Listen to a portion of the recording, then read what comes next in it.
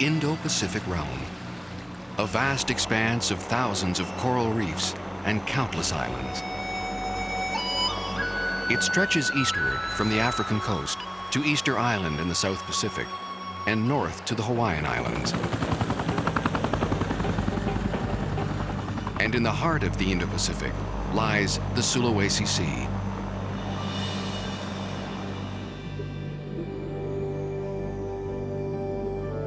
It's estimated that over 3,000 species of fish inhabit these tropical waters, the richest diversity of marine life on the planet. Today, we'll travel to Malaysia and the northeastern tip of the island of Borneo. We'll explore the remarkable coral reefs of the Sulawesi Sea and the remote islands of Sipadan and Mabul. We'll study the fascinating inhabitants of the island's waters, including endangered sea turtles and massive schools of jacks and barracuda. We'll also examine the challenges facing this troubled region as human populations explode, and document some of the destructive fishing practices that decimate these pristine reefs.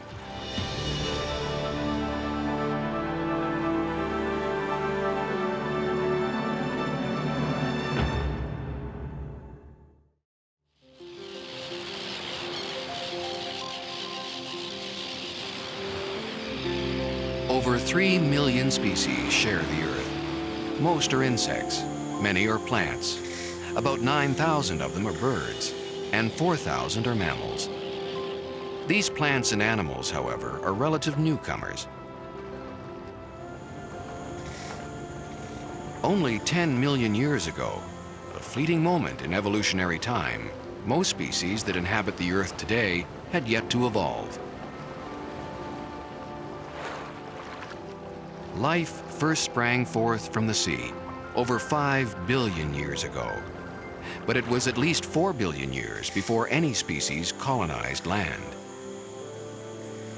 The sea was the center of all evolutionary change and is still perhaps the best place to examine life's constantly changing form.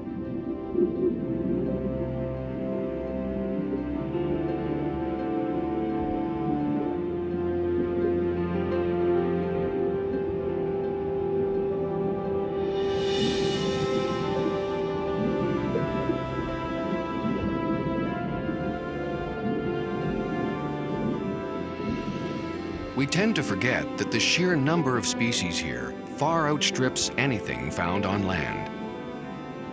From shallow coral reefs to the deepest ocean abyss, the sea provides a broad diversity of habitats for evolutionary change. And of all marine habitats, the tropical reef is by far the richest.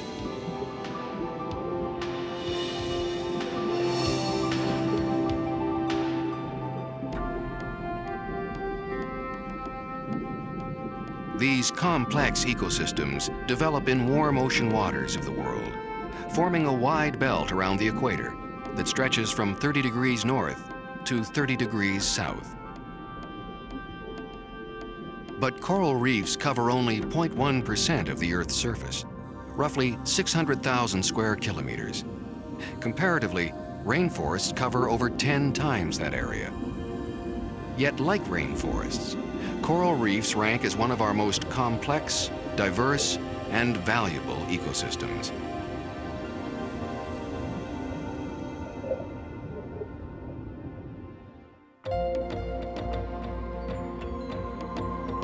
Our destinations today are the tiny islands of Sipadan and Mabul, located off the northeastern corner of Borneo in the Malaysian state of Sabah.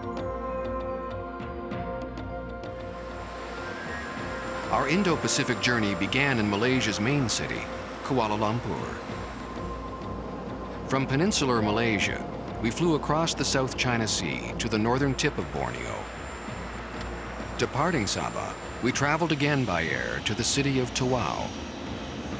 Overland, we made our way by road to the port city of Semporna. Our destinations were yet another hour by water taxi.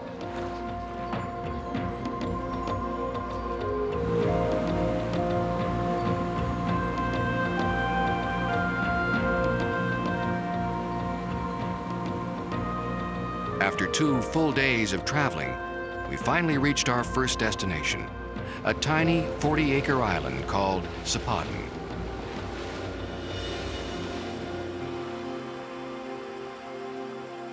This isolated island is a tangled mix of thick jungle, coral rocks, and white sand. The island is the peak of a long extinct volcano that rises up from the seafloor. Just offshore, a vertical wall plummets over 3,000 feet to the ocean bottom. The intensity and variety of reef life here is staggering. Acres of coral buzz like a giant beehive of frenzied activity. All sorts of living things seek permanent or temporary refuge from the vast emptiness of the open sea. Dense schools of travali jacks and chevron barracuda circle the island. Sipadan is also a haven for hawksbill and green sea turtles, which, like all sea turtles, are highly endangered animals.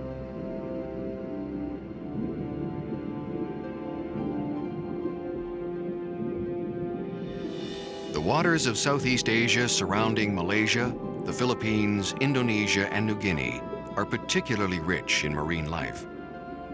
They host an astonishing array of species, over 3,000 varieties of fish alone, and countless invertebrates. By comparison, the Great Barrier Reef houses only 1,300 species of fish. By the time you reach Hawaii on the northeastern edge of the Indo-Pacific, there are fewer than 400 species.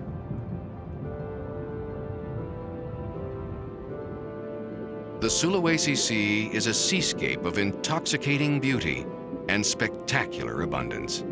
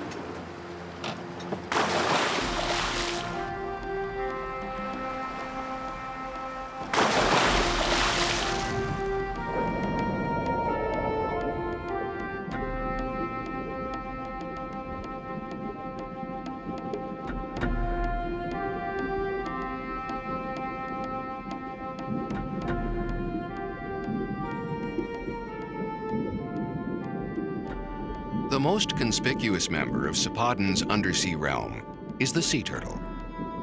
All along the reef that encircles the island, resting and swimming turtles are a common sight. Green sea turtles roam about the vast ocean, feeding on seagrasses and jellyfish. They come to Sipadan to rest, mate, and lay their eggs.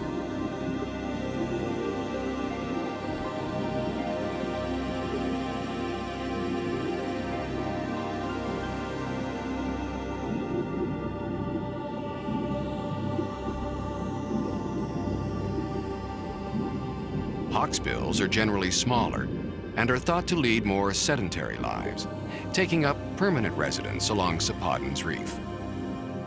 They feed on sponges and invertebrates and use their sharp beaks to tear apart food.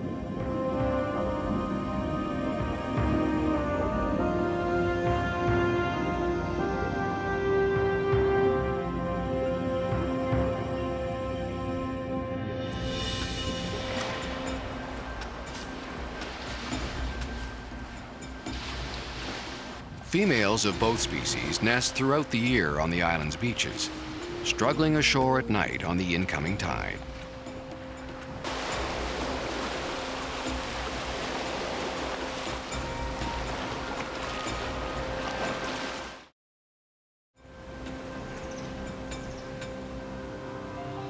Sipadan is protected by the Wildlife Department of Sabah. The turtle eggs are collected by park staff and put in special holding pens. Once hatched, the newborn turtles are released near the water's edge. They group en masse for a mad dash to the ocean.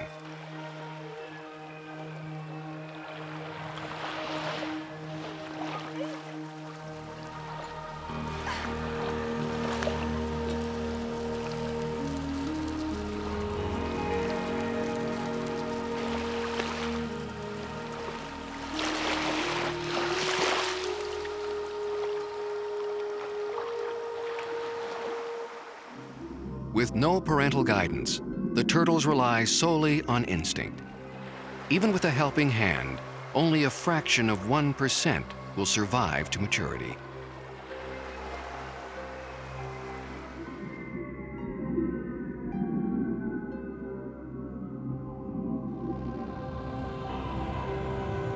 Above the reefs, massive schools of travali jacks and chevron barracuda form moving walls of fish.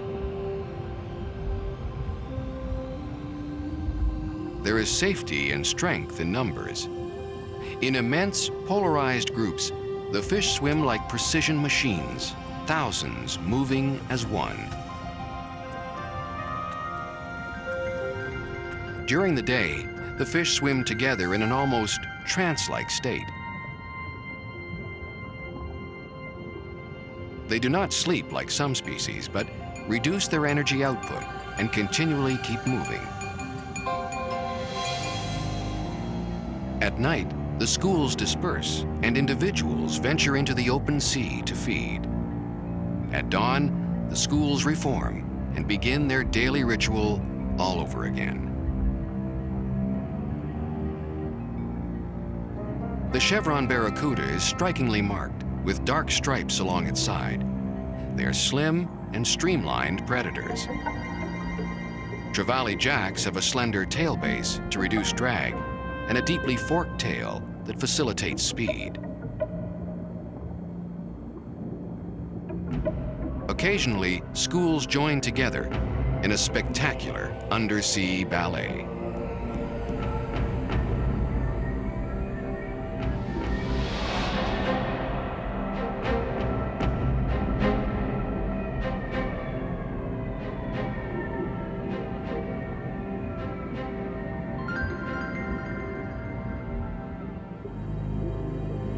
Another large schooling fish is the humphead parrotfish. During the day, they scour the reef, using their strong beaks to bite into hard corals. Like a marauding army, they march across the reef daily, constantly eating on the move. The parrotfish digests what it can, but much of the coral is ground up and released back onto the reef as sand.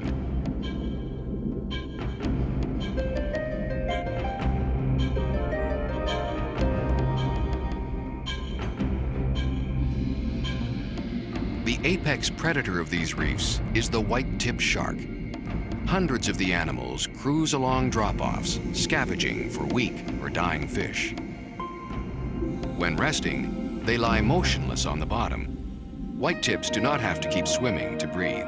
They simply pump water through well-developed gills.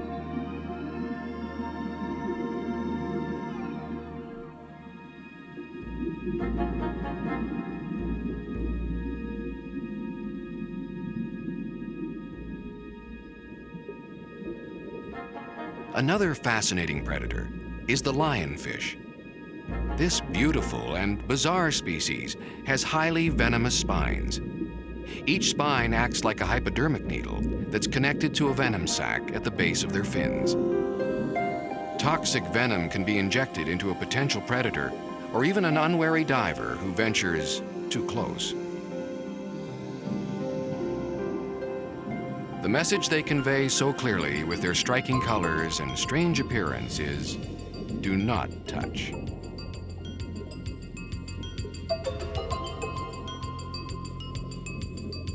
Lionfish are solitary nocturnal predators that feed on crustaceans and small fish. They rely on their venom only for protection, and instead use ambush and decoy techniques to catch food.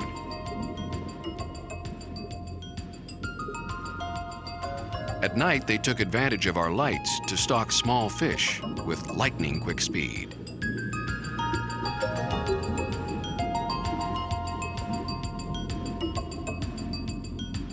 A colorful octopus searches for food. Roaming the reef at night, it explores small crevices and holes for tiny fish. In a parachute-like embrace, the octopus engulfs its prey.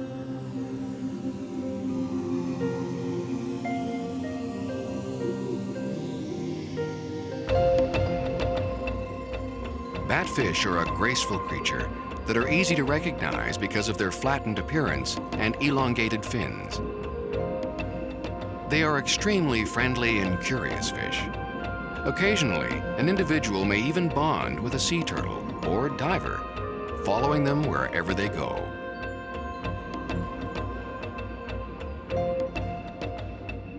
At a cleaning station, a batfish is serviced by a group of wrasse.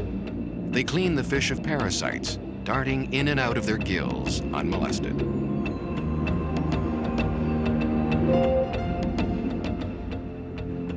One of the most striking residents of these reefs are clownfish, or anemone fish. They receive their name from a special symbiotic relationship with the fish-eating anemone. A fascinating aspect of this species is its immunity to the stinging tentacles of its host, whose slightest touch would paralyze other fish. Clownfish are not born with built-in immunity. They acquire it by coating themselves with mucus from the anemone's tentacles. A newly born fish, or one that has been away from its host too long, will have to regain the immunity by rubbing against the tentacles, recoating its body with mucus.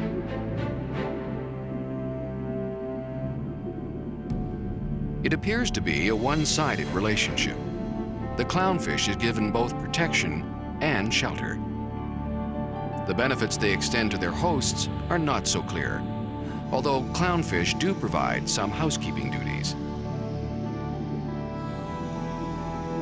A clownfish is never seen without an anemone, but an anemone can survive quite happily on its own.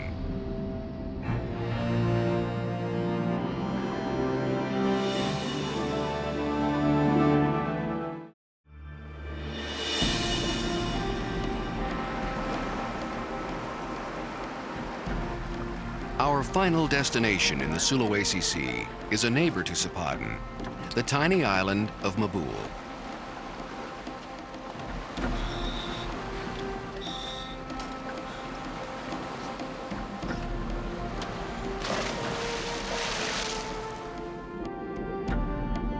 Although the island does not boast sea turtles or the large schooling fish of Sipadan, Mabul is known for another very special attribute: its rare and unusual collection of reef fish and invertebrates.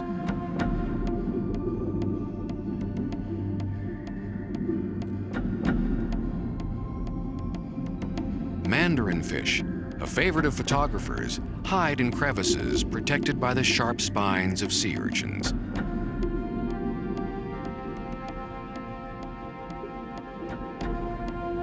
Villainous-looking moray eels take shelter in coral heads and crevices. Their reputation as ferocious killers is greatly undeserved. They are shy and retiring animals that lead mostly secretive lives. With mouths wide open and sharp canine teeth exposed, they certainly look dangerous. They're actually drawing water through their mouths and passing it out through gill holes.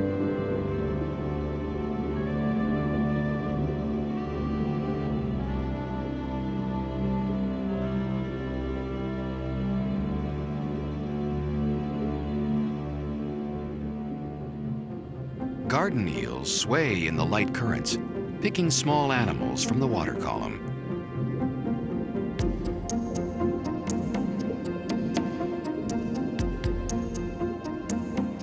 Like many of us, some gobies do not enjoy housework and utilize shrimp as live-in maids. The shrimp keep the burrow neat and tidy and free of loose debris. Masters of camouflage and deception, many of Mabul's species are not easily found. The tiny dragonfish walks along the seafloor, blending in with the sandy bottom. A crocodile fish lies motionless on the sand. An ambush predator, it will lie in wait for hours at a time for an unwary fish to pass by. Leaf fish utilize a very interesting technique to hide from predators. They resemble and also mimic the swaying motion of a leaf or piece of seaweed, tilting from side to side. Ghost pipefish rely solely on their uncanny resemblance to vegetation to fool potential predators.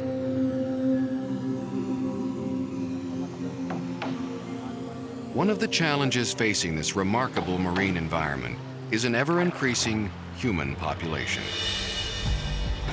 Diminishing returns have forced fishermen to resort to drastic means in their quest for fish. Using only a glass bottle, some fertilizer, diesel fuel, and a crude fuse, impoverished fishermen simply bomb the reef. While diving around Sipadan, we heard startling sounds of explosions several miles away. Fish bombing is incredibly damaging to the reef.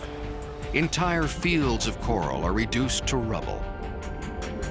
The explosions kill everything in sight, but only a small fraction of the fish are ever brought to market. Most of the fish sink to the bottom. From Southeast Asia to South Florida, the intricate and complex community of the coral reef shows grave signs of decline. Coral reefs, the rainforests of the sea, are one of the Earth's most precious natural treasures. We, the users and beneficiaries of their remarkable resources, must do all we can to preserve them in good health, for us and for future generations.